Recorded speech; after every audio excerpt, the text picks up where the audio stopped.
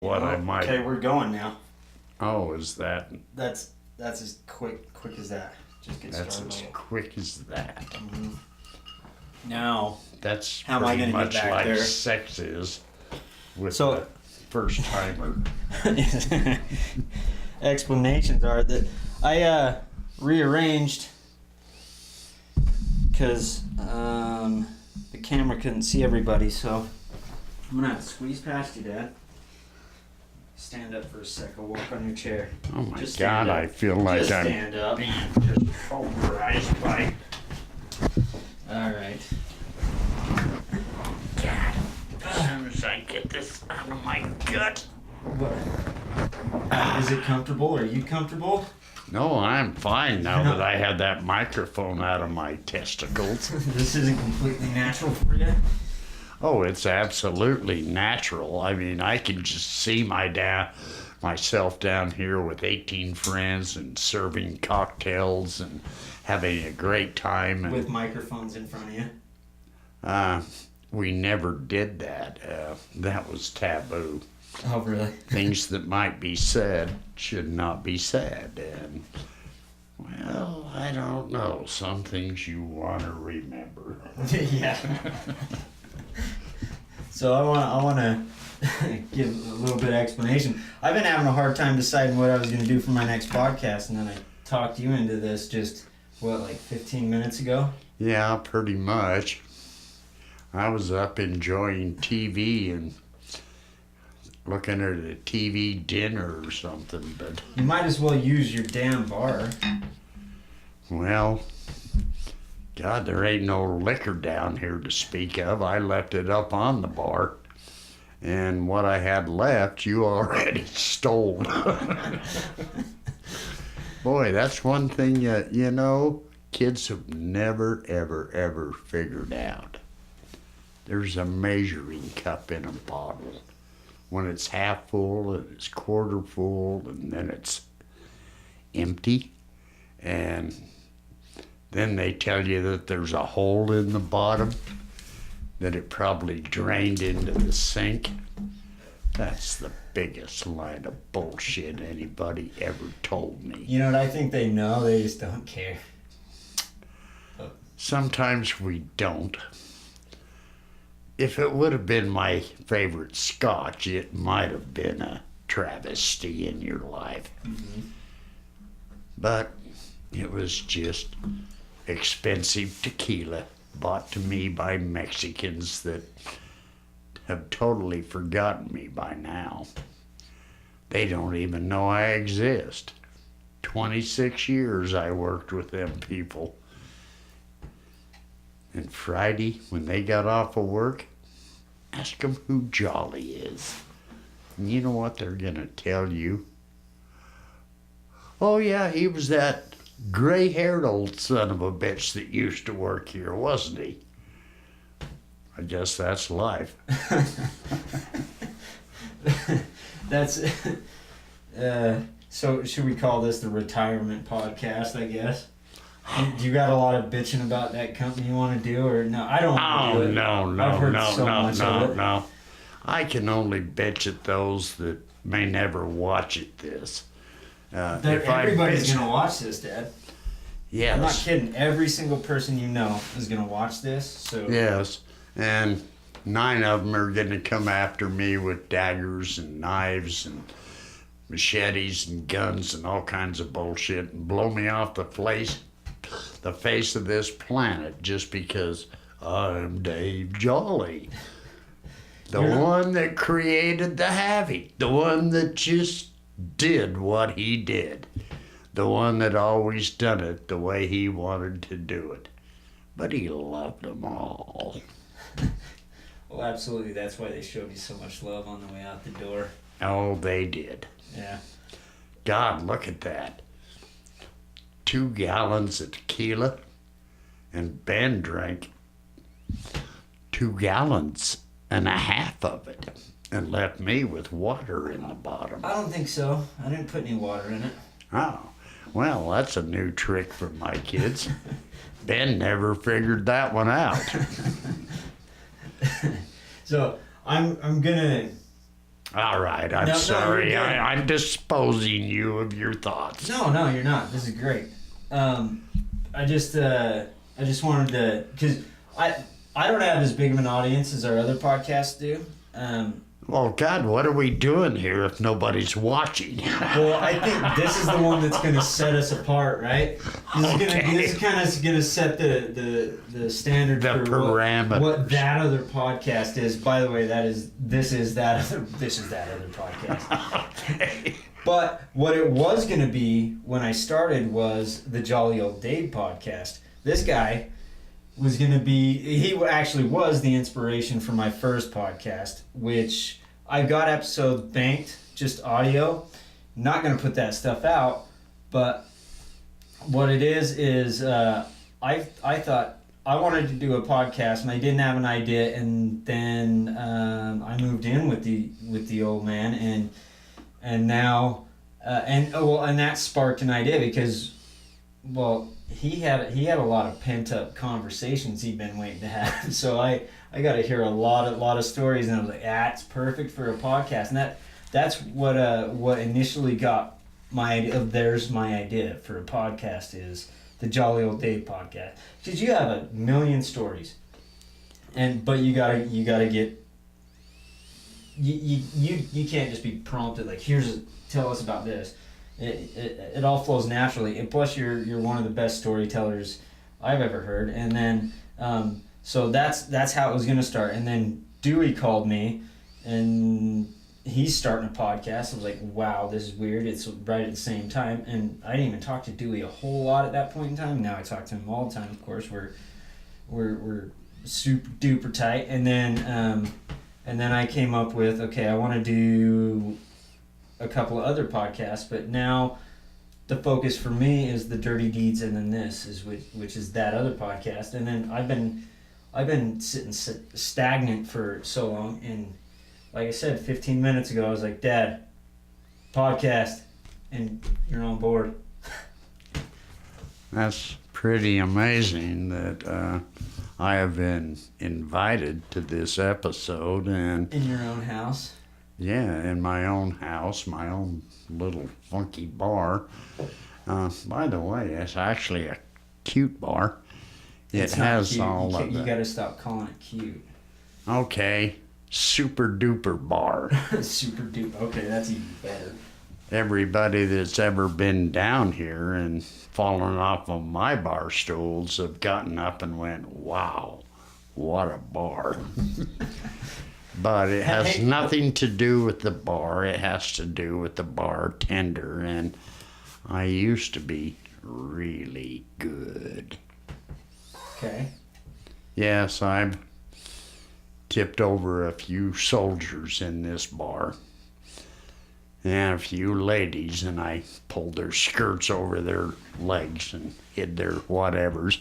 I don't know what that means, but Well, things like that happen when ladies fall off of bar stools. well, that's the old days, Dad. You can't get away with that shit anymore. I mean, for obvious reasons. God, at my age, you gotta get away with it. It's the only fun I have left. You have to kind of look towards the future. One more lady tipping over the bar stool. Holy shit. Yeah. See, you asked for this horse shit. Now you got it. So, yeah, I mean, nobody can see it. They see this wall, which is it's a great wall. But this bar is pretty rad. Do you have any crazy? What's the craziest shit that's happened down here? I mean, obviously you've done some questionable things with some ladies. Negative. Draw that. I withdraw that question, Your Honor. That's not. How's the word? It's not allowable. Yeah. And no, there has Inadmissible. been no irresponsible acts of insanity or crazy sex down here in this bar. Bullshit. Oh my God, Ben, when you pull a person's shorts down Okay, you don't have to take it. and you ask a stupid ass question like that, you want them to respond. Okay. What someone needs to answer back to you is, some things are not repeatable. Okay. But, okay, what kind of repeatable craziness do you have down here? Anything? Yeah, Jamie came from Alaska. You don't have to use last names. I didn't use his I know, I'm last just saying. Because you might. Jamie came from Alaska. He had been up there, and his home base was someplace in Idaho. I'm trying to think of the name. But he would go to Alaska every year, and he would work as a carpenter and make tons and tons of money. He came here, and my favorite drink is Scotch, but I drink it with diligence. Ben's friend came over and brought me a bottle of Scotch on my retirement, and he drank it all. He's a nice guy, though. Yeah, he's a wonderful guy. But anyway, I can remember Jamie sitting up to that bar, and he's going, I brought you a half a gallon of Scotch, and I want one more. And I'm going, if you can stand up, I'll mix it. But down behind the bar in them days, I kept everything, the seltzers and the whole crap and shit and load of stuff. And I said, Jamie, you really don't need this Scotch. And he said, I do. I do it because I love you, David. Well, I mixed it and I said, what do you want in it? Scotch and soda? Scotch on the rocks? What do you want? And he said, Scotch and soda. Well, I had a seltzer bottle down here, and I don't know if you know what them are, but that was my soda mixer. Sprayed it into the Scotch. Jamie picked it up and he tipped it up. And I've never seen anybody do anything like that in my life. He got off of that bar stool and he went out the door and he'd done a backwards, kind of a Indian dance type thing. He made it to the stairs and he's climbing up the stairs backwards. He gets to the back door. He opens the back door, turns around and falls out face first, right over what used to be my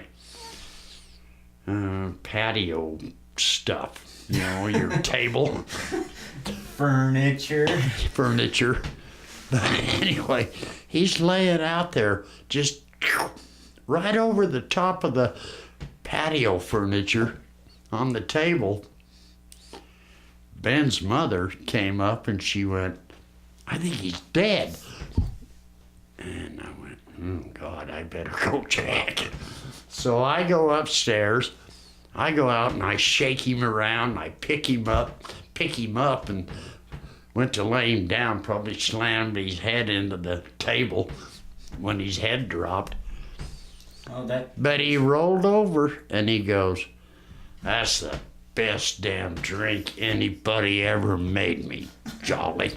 Gonna ask you a question. Okay, yes, there's been some wild times. How old were y'all fellers at this time? Because I'm trying to decide if some of the shit I did. We were late 20s, early 30s. All right. We still could keep erections. I'm sorry. You asked for this horse shit. Every time I have a lady around here, you act like you can still work it. Cause I can still work it. I just need a pump now.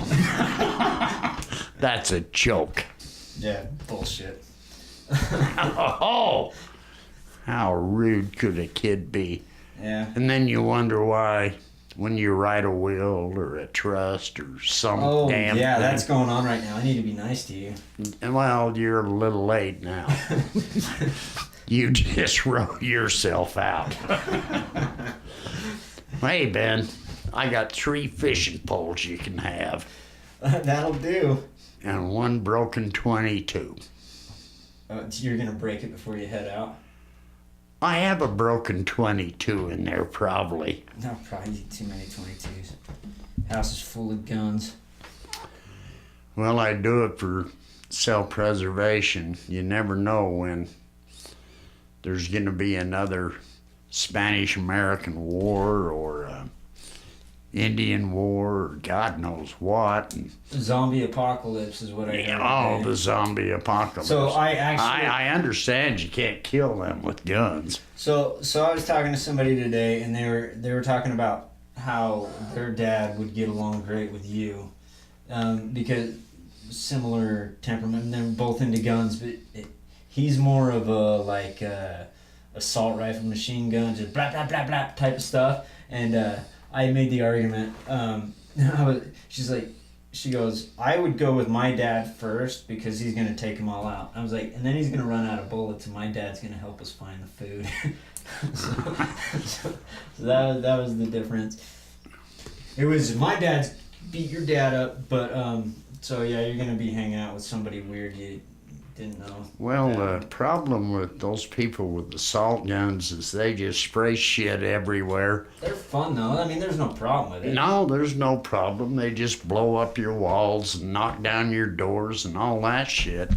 And then you take the person like myself that is the conscientious shooter. I make my bullets. I create them. I stuff the powder in them. I stick the bullets in them, and I go, and it's a one-time deal. He's got a hole in his forehead, but he's blowed up my whole effing house. So tell him to come in with these assault guns, and I'll just do it one shell at a time. I wasn't saying you're gonna fight the dude. We're gonna have to team up because he's gonna build the perimeter. Oh, I thought you was gonna bring him in for an assault. No. You guys, we're gonna build. I'm going. He better not blow up my head mounts and stuff. No. So what it is, we're gonna build a team for the zombie apocalypse. Is you're gonna be, or he's gonna build the perimeter. So all of his assault weapons will cover the close range stuff at the right up front in the compound, and then yourself.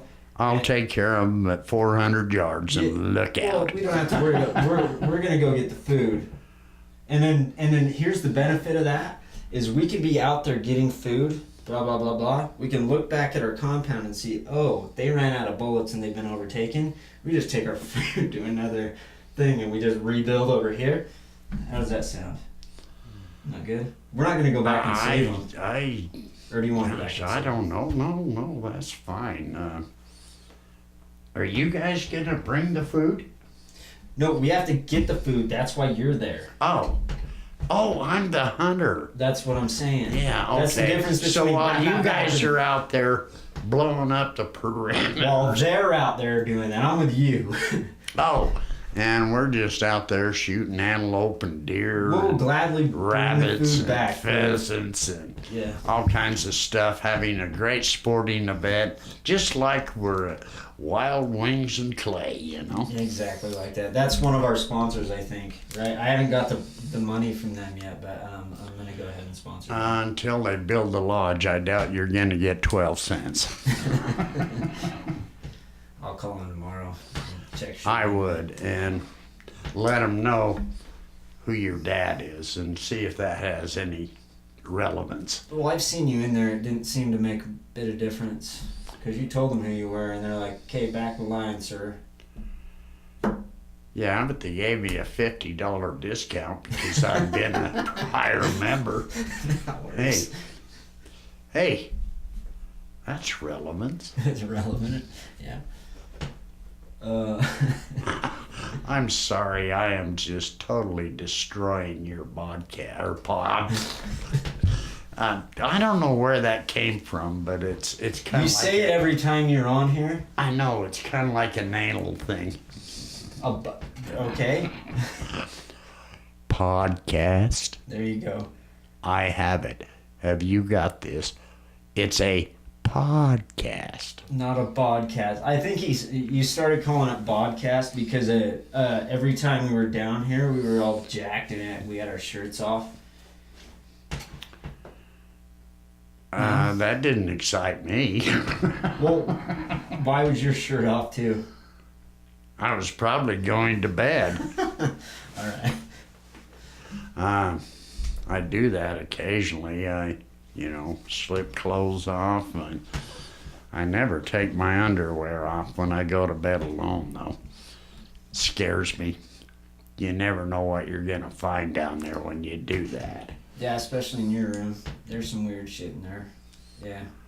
Oh my God, he keeps talking about weird shit. I wished I knew where this weird shit was taking place. Look, I grew up in this house, so we used to run up the stairs because it was really spooky down here. But now I feel comfortable because you're down here to protect me. And I know that you're one-shot wonder or whatever. Yeah, but all my guns are up there in the safe, and the safe is locked. And oh, wait a minute, I do have one gun. No, the ex took it. There used to be one under the bed. You know, the one that you don't want to roll around too much, like you got artillery under the bed or something. But she took it with her. Wow. And I haven't received any calls, and assumedly she still has that gun. I doubt she knows how to load the damn thing. The one thing that's good is that she hasn't come back here because she did have a key for a while, so she hasn't come. You can't do that, by the way. But she hasn't come back in here and taken her revenge. That's a good thing, right? She's got the gun. What kind of a revenge would Okay, she maybe not want? revenge. She walked out of the door with 56,000. Oh, shut! Stop dropping numbers. She walked out of the door with $1 gazillion. She went and got herself a brand new life, and then she called me back and asked for more. All right. And finally, the sugar daddy said, the pipeline is cut. No further action. Yeah. So, Your Honor. I'm gonna derail you. The other thing is this Robert Service. That's part of another part of what got me thinking about storytelling with you. Is this Robert Service poem, "The Cremation of Sam McGee"? I'm not gonna make you read it, but I'm gonna make you read it. No, not right now. I'm just kidding. So how does that resonate with you? Why? And I still don't know why it resonates so much with me. That is a mystery in its own, that maybe it was living in Alaska, hearing that poem, somebody giving me that book, and there is just so much about that I don't know. It's a soul searcher for myself. I can read his poems. I can speak some, but he just rejuvenates a life in me that wants me maybe to ever go back there again. And I have been so many places in my life. I mean, God, Let's list them. Okay. Started at Fort Lewis, Washington. Basic training. Got shipped down to Fort Gordon, Georgia. Done this training. Got shipped to Fort Bragg, North Carolina, and back to Fort Gordon, Georgia. And then I got my ass shipped back to here and there in Egypt, and then I ended up in Alaska for 18 months.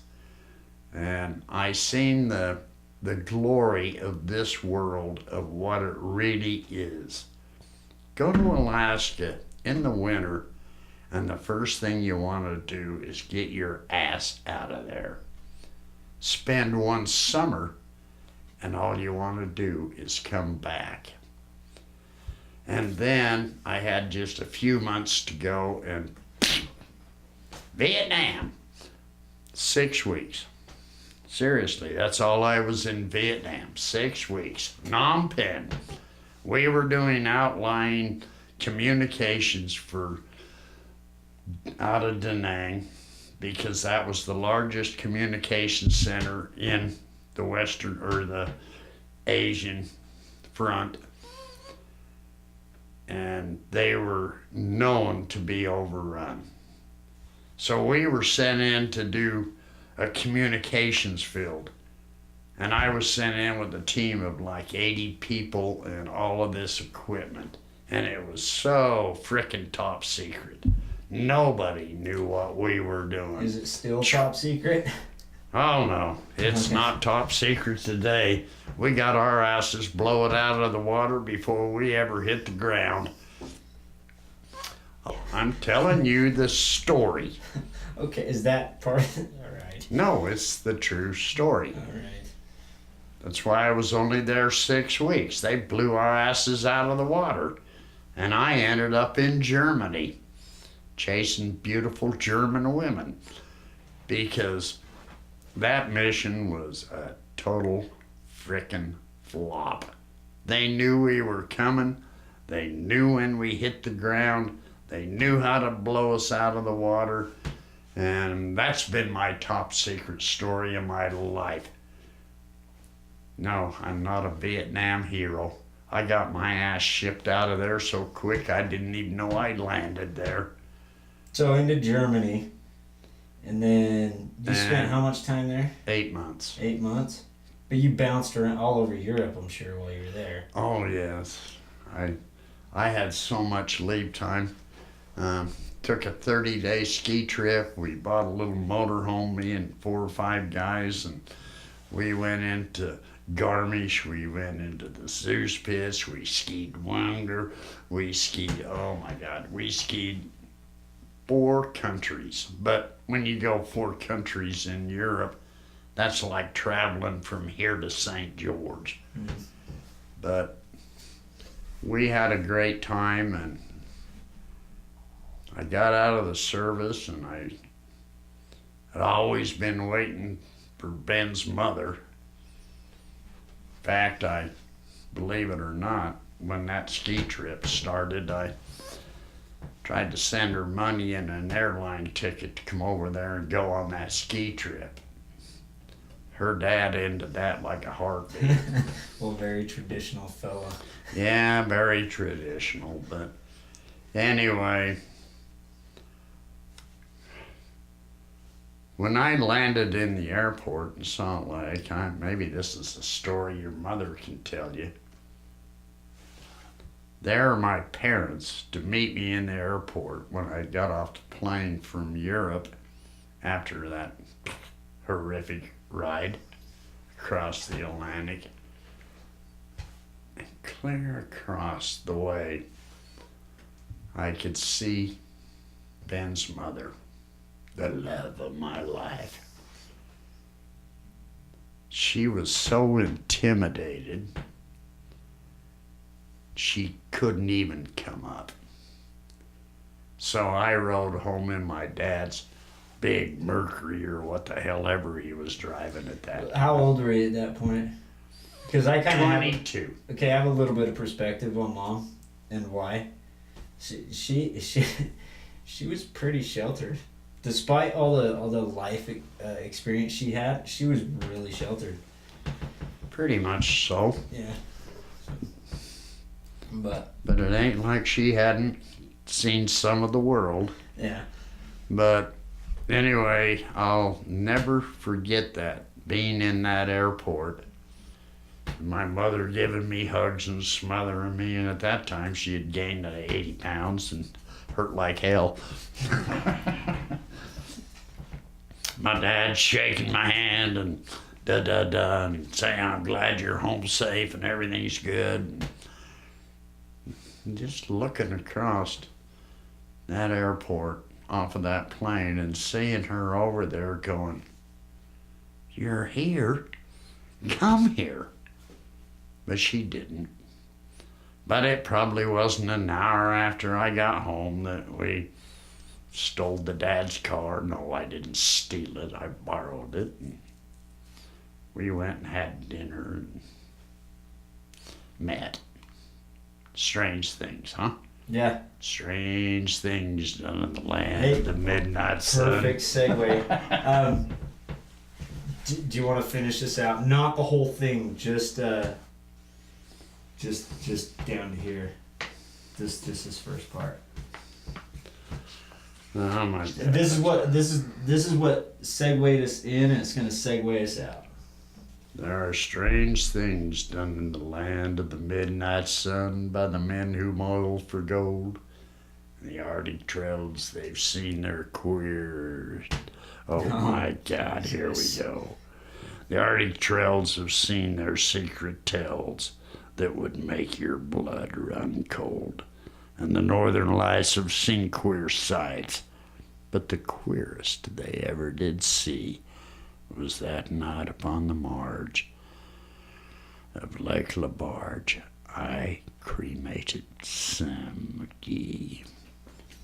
All right, yeah, it's a different approach. No, it's awesome. We're gonna call it. What do you say? Yeah, I pretty much blew your Every time.